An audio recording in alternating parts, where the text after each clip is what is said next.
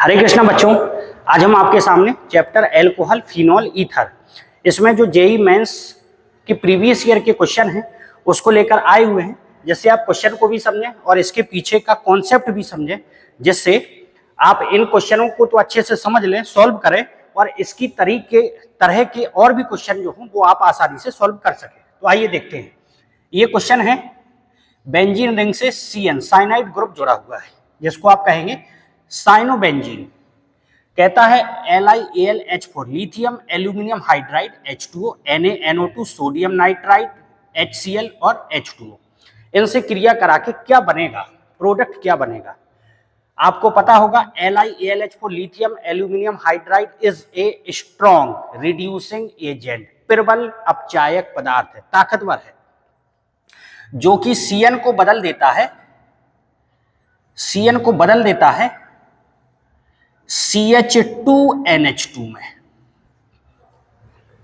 ये जो है ये CN को बदल देता है, कन्वर्ट कर देता है CH2NH2 में। इसके बाद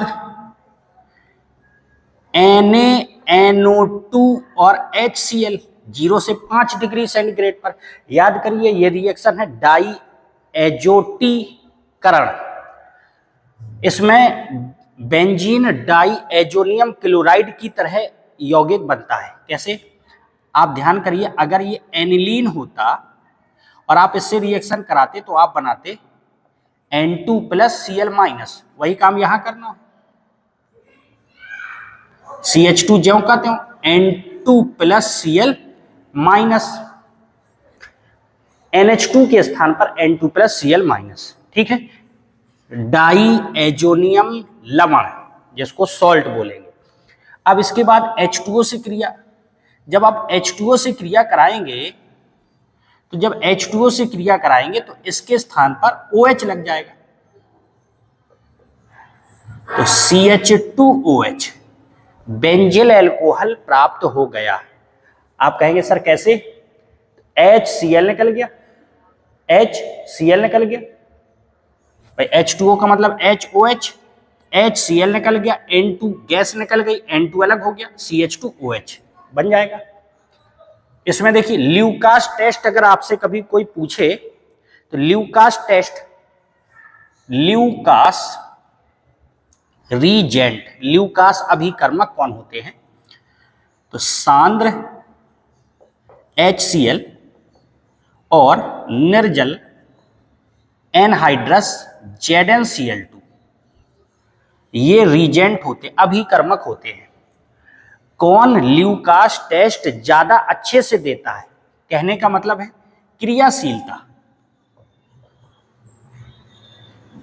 क्रियाशीलता का क्रम। क्रियाशीलता मतलब होता है रिएक्टिविटी।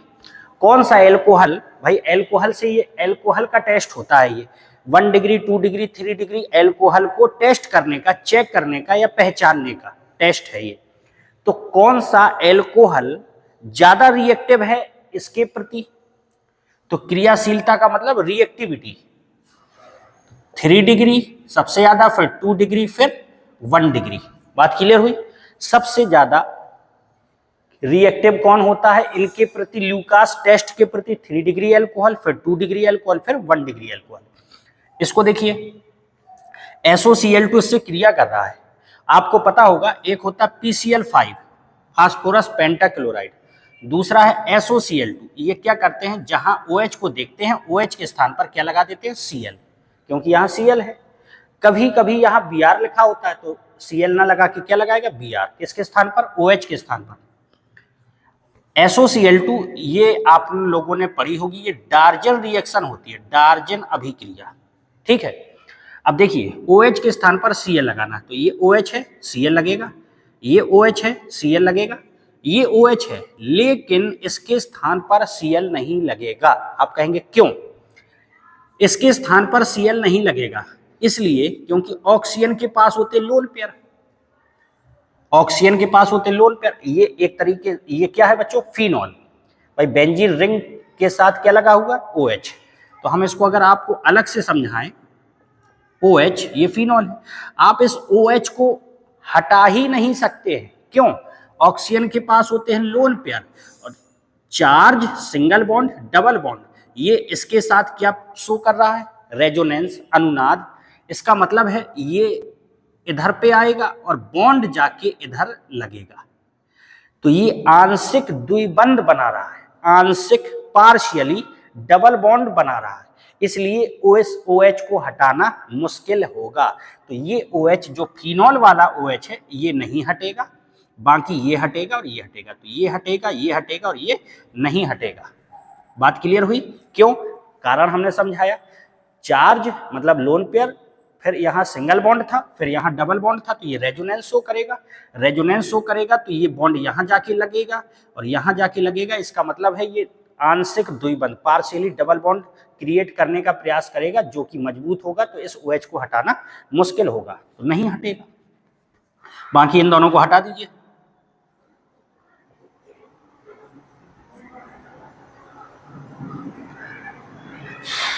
ये तो ज्यों का त्यों, ये Cl CH2 Cl, आंसर हो गया। इसको देखें, ये फिनॉल है, ब्रोमीन और कार्बन डाइसल्फाइड से क्रिया कर रहा है, कार्बन डाइसल्फाइड की उपस्थिति में ब्रोमीन से क्रिया करेगा, तो कुछ नहीं, आर्थो पर जोड़ दीजिए Br को और पैरा पर जोड़ दीजिए। ये आर्थो पोजीशन है, ये पैरा पोजीशन है, लेकिन आपको पता होगा आर्थो कम मात्रा में बनता है और पैरा अधिक मात्रा, मेजर प्रोडक्ट होता है, तो पैरा वाला बना दीजिए। OH यहां Br, एक आंसर ये हो गया। यहां कहता है ब्रोमीन एक्सेस, अधिक मात्रा में, और जल भी है, ब्रोमीन जल, ब्रोमीन जल, तो इसका मतलब OH यहां Br अधिक मात्रा में जोड़ना है, 2 पर, ये 4 पर और 6 पर Br जोड़ दिया, 2,4,6 ट्राई ब्रोमोफिनॉल बन गया। इसको देखिए, वे अभिक्रियाएं जिनका उपयोग विलोपन, एलिमिनेशन द्वारा एक एल्कीन बनाने के लिए नहीं किया जा सकता, मतलब एल्कीन जिसमें नहीं बनेगी, वो आपको आंसर लिखना है। इसमें देखें NaOET, ET मतलब एथिल, ये सोडियम एथॉक्साइड है, NaO और ET का मतलब एथिल, C2H5। तो अगर आप देखें NaOC2H5, तो इसका मतलब NaOH हुआ, C2H5OH, इन दोनों का मिश्रण से ये बना होगा। तो हम इसको दूसरे शब्दों में ऐसा भी लिख सकते हैं, NaOH एल्कोहली, भाई एल्कोहल ही तो है ये, NaOH एल्कोहली, और NaOH एल्कोहली अगर होता है तो वह यौगिक को खोखला करता है। खोखला कैसे होगा? जब किसी को आप हटाएंगे तो यहां से तो Br हटेगा और साथ में H को लेके निकल जाएगा, तो यौगिक खोखला हो जाएगा। तो NaOH एल्कोहली या KOH एल्कोहली AlC, ये क्या करते हैं, यौगिक को खोखला करते हैं। तो Br निकालेंगे, अब H निकालना है, तो देखिए H कहां से निकालेंगे, ये कार्बन जुड़ा है, इस कार्बन से तो ये Br जुड़ा, इससे लगा हुआ कार्बन ये है, यहां पे क्या है बच्चों, H2 है। क्यों? क्योंकि कार्बन 4 बॉन्ड बना था, 1 2 3 4 हो गए, एक कार्बन यहां हुआ, तो इस कार्बन ने कितने बॉन्ड बना, 1 2 3 और एक H यहां होगा, ठीक है। जब विलोपन अपक्रिया होती है, एलिमिनेशन अपक्रिया होती है, तो रूल चलता है सेट-जेफ का नियम। सेट-जेफ का नियम कहता है हाइड्रोजन कहां से लेना है, ऋणात्मक अवयव से जुड़े कार्बन के उस निकटवर्ती, निकटवर्ती मतलब पास वाले, निकटवर्ती कार्बन से हाइड्रोजन को लिया जाता है जहां हाइड्रोजन की संख्या कम होती है। यहां हाइड्रोजन 1 है और यहां हाइड्रोजन 2 है, तो पक्का है कि यही वाला H लिया जाएगा। बात क्लियर हुई क्या? सेट-जेफ का नियम कहता है ऋणात्मक अवयव, नेगेटिव पार्ट, Br क्या होता है, माइनस, ऋणात्मक अवयव या नेगेटिव पार्ट से जुड़े कार्बन की उस निकटवर्ती कार्बन से हाइड्रोजन लिया जाता है जहां पर हाइड्रोजन की संख्या कम होती है। तो H यहां से, Br यहां से निकाल दिया। अब बचा क्या, जो बचा वही आपको लिखना है। यहां से H खत्म, ये तो ज्यों का त्यों था, यहां से Br खत्म, ये तो H है ही, तो यहां से Br निकला इस कार्बन से और इस कार्बन से H निकला, तो यहाँ पे एक बॉन्ड बन जाएगा। तो देखिए एल्कीन नहीं बनेगी, इसमें तो एल्कीन बन गई। इसमें देखें ये फिनॉल है और ये स्ट्रॉन्ग ऑक्सीडाइजिंग एजेंट है, मतलब प्रबल ऑक्सीकारक पदार्थ है। फिनॉल का तो ये बेंजोक्विनोन बनता है। इस प्रकार बेंजोक्विनोन बनता है। एल्कीन इसमें नहीं बनी, एक तो आंसर ये हो गया। इसमें देखिए एक्वस KOH, एक्वस का मतलब होता है जलीय, जलीय KOH क्या करता है, हेलोजन के स्थान पर OH लगा देता है। तो OH लगाइए, CH3 CH2 CH CH3 OH, halogen के स्थान पर क्या लगाता है, OH, एक्वस KOH। और एल्कोहली अगर होता तो यौगिक को खोखला करता, यहां हमने बताया खोखला करना, ठीक है। तो इसका मतलब है एल्कीन इसमें भी नहीं बनी। इसको देखिए, यहां बीच में क्या है बच्चों, कार्बन, सोडियम, फिर ऑक्सीजन, फिर Me मतलब मेथिल, CH3। तो इसका मतलब है ये भी क्या है, NaOH प्लस CH3OH, NaOH एल्कोहली हो गया, NaOH एल्कोहली हो गया, खोखला करना है तो खोखला करिए, यहां से Br निकलेगा। अब इस कार्बन से H, इस कार्बन से ये H और ये H बराबर है, किसी का भी H ले लीजिए, आपको एक H चाहिए तो एक H चाहिए, मान लीजिए हमने यहीं का H ले लिया तो C, ये C ज्यों कहते हो, ये ऊपर वाला CH3 ज्यों कहते हो, ये CH3 ज्यों कहते हो, यहां से Br निकला, यहां से H निकला, तो क्या बचा, डबल बॉन्ड CH2। इसमें क्या बन गई, एल्कीन इसमें बनी है। तो कहता है किसमें एल्कीन नहीं बनी, दूसरे वाले में और तीसरे वाले में। क्वेश्चन समझ में आए होंगे, इसके पीछे का कॉन्सेप्ट भी समझ में आया होगा। एक दो क्वेश्चन और देखते हैं। इस क्वेश्चन को देखें बच्चों, ये जो क्वेश्चन है PBr3, PBr3 अगर आप समझ ना पाए तो आप PCl3 या PCl5 को देखें। इसका काम क्या होता है, OH के स्थान पर Cl लगा देना। अब जब यहाँ Br लिखा हुआ है तो Br लगाइएगा, तो यहाँ पे क्या लगाएंगे, Br। तो ये OH के स्थान पर क्या लग गया बच्चों, Br, और ये डबल बॉन्ड ज्यों कहते हो, ठीक है। अब इसके बाद कहता है KOH ALC, एल्कोहली, मतलब यौगिक को खोखला करना है, कंपाउंड को खोखला करना है। खोखला करने के लिए आप यहां से Br निकालेंगे और H निकालेंगे तो HBr निकल जाएगा। मतलब कौन सी रिएक्शन होगी, ये विलोपन अपक्रिया, एलिमिनेशन रिएक्शन। तो आप जब Br निकालेंगे तब H कहां से लेना है, तो देखिए ये कार्बन से तो जुड़ा है Br, अब इसके बगल वाला कार्बन ये है, यहां पे 2H, एक बगल वाला कार्बन ये है, यहां पर भी 2H। आप कहेंगे सर कैसे, कार्बन 4 बॉन्ड बनाता है, तो देख लीजिए 1 2 3 4, 1 2 3 4। अब सेट जेफ का नियम क्या कहता है, कहता है ऋणात्मक अवयव से जुड़े कार्बन के उस निकटवर्ती कार्बन से, निकटवर्ती मतलब पास वाला, निकटवर्ती कार्बन से हाइड्रोजन को लिया जाता है जहां हाइड्रोजन की संख्या कम होती है।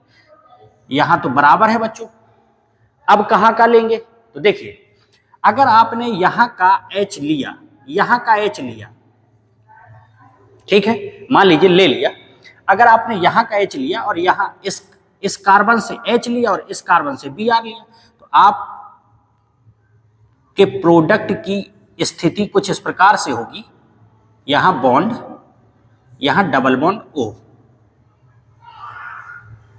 यही स्थिति होगी भाई। यहां से Br निकल गया, यहां से H निकल गया, तो इस कार्बन से H हटा, इस कार्बन से Br हटा, तो यहां पे बॉन्ड बनेगा। अब यहां से क्यों नहीं लिया, यहीं से क्यों लिया गया है, double bond, single bond, double bond, resonance show करेगा, अनुनाद, डबल सिंगल डबल, तो ये इसलिए ये स्ट्रक्चर स्टेबल होगा, स्थायी होगा। अगर आप यहां से लेते तो बॉन्ड बनता यहां पर ऊपर, अगर ऊपर बनता आपका, अगर यहां से H लेते तो बॉन्ड यहां बनता, जब यहां बनता तो बताइए कहां रेजोनेंस हो रहा है, अनुनाद कहां हो रहा है, double single single, double single single, इसलिए H यहीं का लेंगे और बॉन्ड यहां पर बनेगा। अनुनाद के कारण H यहां का लेंगे तो स्टेबल स्ट्रक्चर बनेगा, स्थायी संरचना बनेगी, ठीक है। इसको देखिए, इसमें आपको पता है H प्लस होता है, Br माइनस होता है। फिनॉल का OH तो हटाया नहीं जा सकता, नहीं हटेगा, इसी का OH हटेगा और इसके स्थान पर क्या लगेगा, Br, और OH मिलकर H2 निकल जाएंगे। ये ज्यों का त्यों, यहां CH2Br, क्लियर? यहां देखिए, यहां बच्चों ईथर है, इसको तो आप हटाएंगे नहीं, हटेगा क्या? नहीं हटेगा। फिनॉल से OH जुड़ा है, हमने कारण भी बताया था क्या, ये लोन पेयर के कारण आंशिक क्या बनाता है, द्विबंध बनाता है। जब द्विबंध बनाता है तो ये यहां से नहीं हटेगा, ये OH नहीं हटेगा। अब यहां तो H प्लस Br माइनस, तो देखिए OH ज्यों कहते हो OCH3 और H आके यहाँ पे जुड़ गया और इस पर प्लस चार्ज आ गया। अब बॉन्ड ये वाला टूटेगा कि ये वाला टूटेगा, तो भैया ये sp2 संकृत है, sp2, और ये sp3 संकृत है, तो पक्का है यही बॉन्ड टूटेगा। तो ये बॉन्ड टूटेगा तो ये माइनस का और ये प्लस का, जब ये माइनस का आएगा प्लस पहले से, तो प्लस माइनस तो कैंसिल हो गया। तो इसका मतलब ये CH3 यहां से हट गया और CH3 पर है प्लस, प्लस से क्या जुड़ेगा, माइनस। तो इसका मतलब CH3 तो Br हो गया, ठीक है। H प्लस तो आपने पहले ही जोड़ दिया था, CH3 Br हो गया। अच्छा, और ये क्या बना, OH पहले से था और यहां पर OH और लग जाएगा, ये हमारा प्रोडक्ट बन जाएगा। भाई प्लस तो पहले से था, यहां किसने अटैक किया था, यहां H प्लस ने अटैक किया था, ठीक है। और बाद में यहां पे फिर बाद में किसने अटैक किया, बाद में यहां पे Br माइनस ने अटैक कर लिया।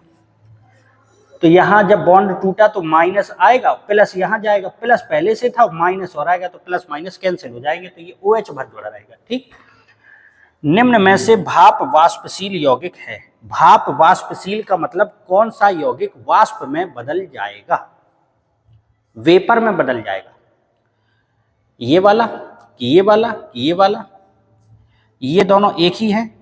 जब एक ही हैं तो किसी के स्थान पर NO2 भी अगर आप चाहें तो कर सकते हैं, NO2 करना चाहें तो NO2 कर लीजिए।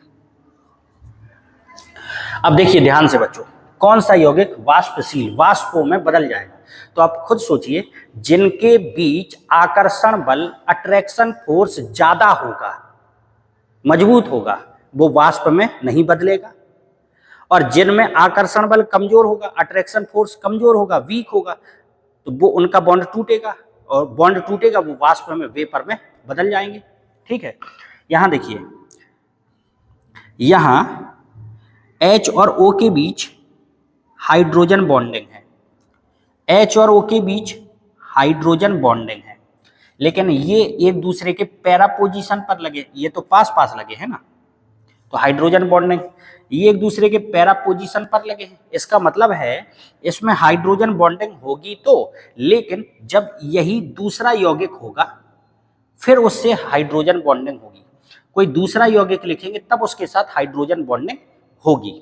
बात क्लियर हुई? क्यों दूसरा यौगिक लिखना पड़ेगा कोई, इसके बाद यहां आप OH लगाएंगे, जब ये हाइड्रोजन बॉन्डिंग करेगा यहाँ NO2 लगेगा, फिर तीसरा यौगिक लिखेगा। इसका मतलब आपने एक बात गौर की, ये एक दूसरे का, इसको हाइड्रोजन बॉन्डिंग शो करने के लिए कोई दूसरा यौगिक होगा, फिर दूसरे से तीसरा जुड़ा होगा, तीसरे से चौथा जुड़ा होगा, तो ये एक दूसरे का हाथ पकड़ते हुए चल रहे हैं। बात समझ में आई क्या?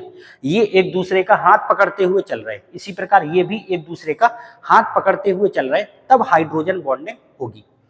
ये यौगिक के कंपाउंड के अंदर ही इसने हाइड्रोजन बॉन्डिंग कर ली, इसे दूसरे यौगिक की जरूरत है नहीं। इसी प्रकार ये है, तो इनमें आपने देखा एक दूसरे का हाथ पकड़ते हुए ये चल रहे हैं, तो इनका बॉन्ड मजबूत होगा भाई, इनकी चेन लंबी है, ये एक दूसरे का हाथ पकड़ते हुए चल रहे हैं, तो अट्रैक्शन फोर्स, आकर्षण बल इनमें ज्यादा है, और आकर्षण बल ज्यादा होगा तो वाष्पशील नहीं होंगे। वाष्पशील कौन होंगे? ये होगा और ये होगा वाष्पशील। बात क्लियर हुई? क्यों? क्योंकि इनमें जो है इंटरमोलिकुलर हाइड्रोजन बॉन्डिंग है और इनमें इंट्रामोलिकुलर हाइड्रोजन बॉन्डिंग, मतलब हाइड्रोजन बॉन्डिंग शो करने के लिए इसे दूसरा यौगिक चाहिए, फिर दूसरे से फिर तीसरा जुड़ेगा, तीसरे से चौथा जुड़ेगा, तो एक दूसरे का हाथ पकड़ते हुए चल रहे हैं, तो ये ज्यादा मजबूत बॉन्ड बनाएंगे। मजबूत बॉन्ड बनाएंगे तो आकर्षण बल मजबूत होगा, इसकी तुलना में आकर्षण बल मजबूत होगा तो बॉन्ड तोड़ना मुश्किल होगा, तो वाष्प में ये नहीं बदलेंगे या देर से बदलेंगे, ये जल्दी बदल जाएंगे। क्लियर हुआ? निम्न एल्कोहलों के निर्जलीकरण का घटता हुआ क्रम, ये एल्कोहल दिए गए हैं, इनका घटता क्रम लिखना है, ठीक है। तो घटता हुआ क्रम लिखना है। तो देखिए बच्चों, निर्जलीकरण का मतलब डिहाइड्रेशन, निर्जलीकरण में आप श्योर हैं H2O निकलेगा। निर्जलीकरण का मतलब ही होता है जल का निकलना, डिहाइड्रेशन। तो H2O निकालने के लिए आपको H चाहिए और OH चाहिए, क्लियर। अब आप ये बताइए, यहां से जब OH निकालेंगे, OH निकालेंगे तो यहां पर क्या आएगा प्लस, यहां पर क्या आएगा प्लस, यहां पर क्या आएगा प्लस, यहां पर क्या आएगा प्लस। आपको पता है बेंजीन रिंग में, बेंजीन रिंग के ऊपर अगर प्लस आ जाता है तो ये तो अनस्टेबल होता है, अनस्टेबल, अस्थाई। अच्छा, इसमें देखें charge single bond double bond, charge, ये बेंजीन रिंग तो है नहीं, ये बेंजीन रिंग नहीं है, ये भी बेंजीन रिंग नहीं है। Charge single double, double single double, ये दो बार अनुनाद किया। Charge single single, charge single single, charge single double, resonance फिर से हुआ, अनुनाद फिर से हुआ। इसमें दो बार अनुनाद है, इसमें एक बार अनुनाद है, सबसे ज्यादा स्थायी ये बन रहा है। भाई जब ये धनायन स्थायी होगा तभी तो निर्जलीकरण जल्दी होगा, जल जल्दी निकलेगा। भाई ये धनायन स्थायी होगा, स्टेबल होगा, तभी तो जल जल्दी निकलेगा, क्योंकि OH यहां से तुरंत हटेगा, प्लस स्थायी हो रहा है, इसके बाद H हट जाएगा। तो इसका मतलब charge single double, double single double, तो ये सबसे ज्यादा स्थायी कौन होगा, B। इसके बाद कौन होगा, D। Charge single double, resonance है, ये तो अनस्टेबल है। इसके बाद कौन, C। इसके बाद A। घटता हुआ क्रम कह रहा था, तो सबसे ज्यादा, फिर उससे कम, उससे कम, उससे कम, घटता हुआ क्रम हो गया। तो उम्मीद करते हैं बच्चों आज की इस वीडियो में आपको हमने एल्कोहल फिनॉल ईथर से संबंधित जो क्वेश्चन जेईई मेंस के PYQ समझाए हैं और उसके पीछे का कॉन्सेप्ट समझाया है, आपको अच्छे से समझ में आया होगा और ये वीडियो आपके लिए लाभकारी रहेगी, हेल्पफुल रहेगी। तो जो विद्यार्थी नए हैं वो चैनल पर, वो चैनल को सब्सक्राइब जरूर कर लें और वीडियो अच्छा लगे तो लाइक करें, शेयर करें और कमेंट करें। Thank you very much.